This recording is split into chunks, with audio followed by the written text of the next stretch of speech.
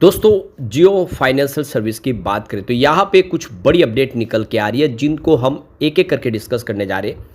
जियो financial की 30 जुलाई को meeting होने जा रही है बोर्ड की, और इसका मतलब यह है कि कंपनी फंड रेजिंग करेगी।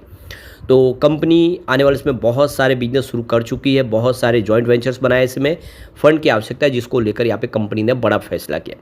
अब बजाज फाइनेंस का भी रिजल्ट आ गया, तो बजाज फाइनेंस वर्सेज जियो फाइनेंशियल कौन सा बेहतर है उसको अच्छे से समझेंगे इस वीडियो के माध्यम से।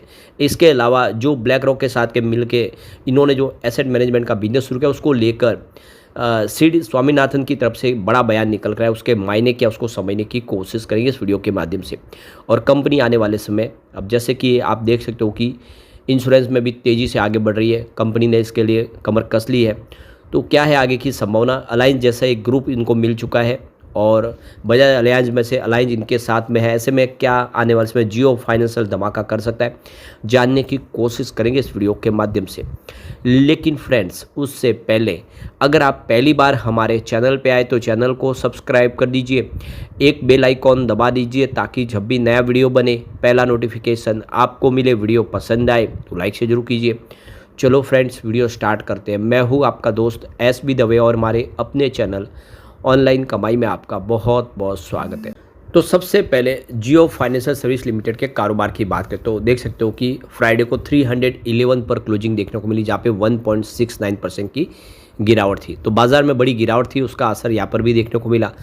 इस समय आप देखें तो बाजार की स्थिति दबाव की बनी हुई है, लेकिन आप देख सकते हो कि आने वाले समय में जियो फाइनेंशियल में संभावना काफ़ी पॉजिटिव दिखाई दे रही है। तो यहाँ पर जो बड़ी अपडेट निकल के आ रही है, जियो फाइनेंशियल की बोर्ड मीटिंग होगी और इसका मकसद है फंड रेजिंग करना।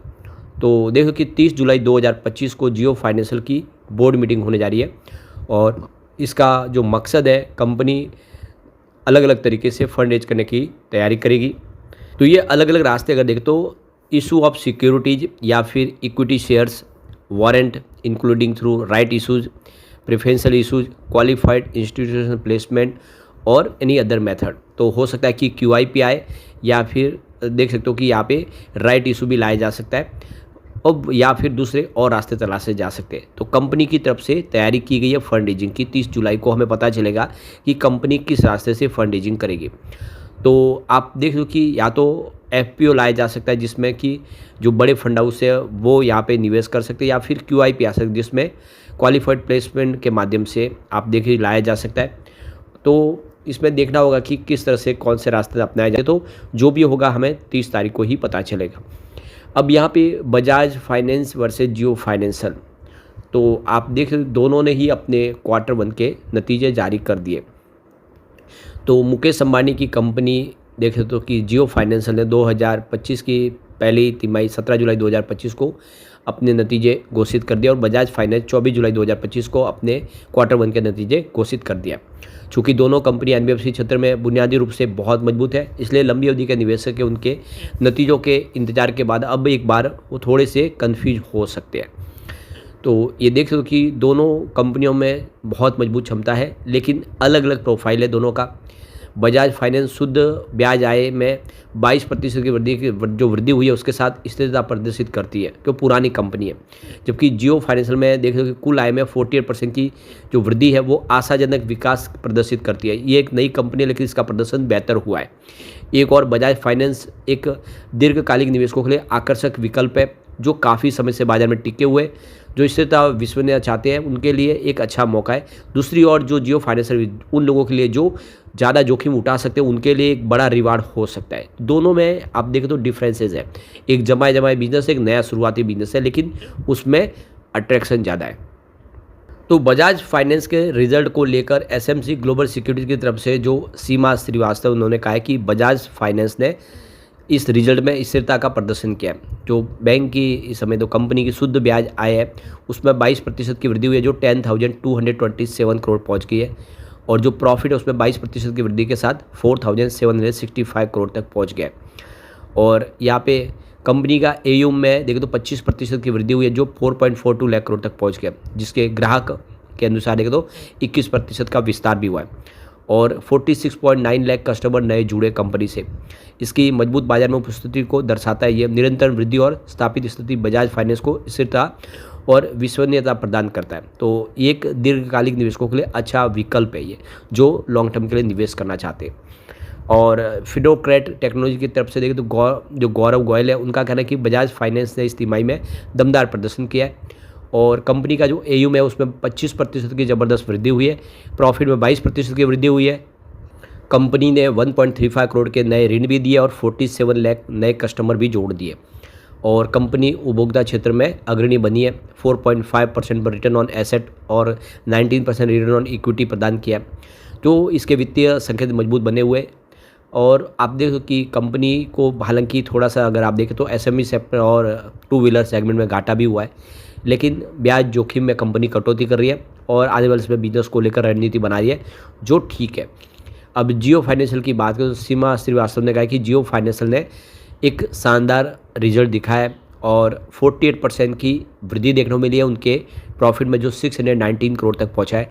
जियो क्रेडिट का जो लिमिटेड एयूम है वो 11,665 करोड़ हो गया। इसका डिजिटल फर्स्ट दृष्टिकोण और नवीन वित्तीय उत्पाद से इसमें महत्वपूर्ण दीर्घकालिक विकास के लिए तैयार करते हैं, यानी आने वाले समय संभावना काफ़ी पॉजिटिव है। जियो फाइनेंशियल को लेकर गौरव गोयल ने कहा कि जियो फाइनेंशियल सर्विस तेज़ी से विस्तार कर रही है।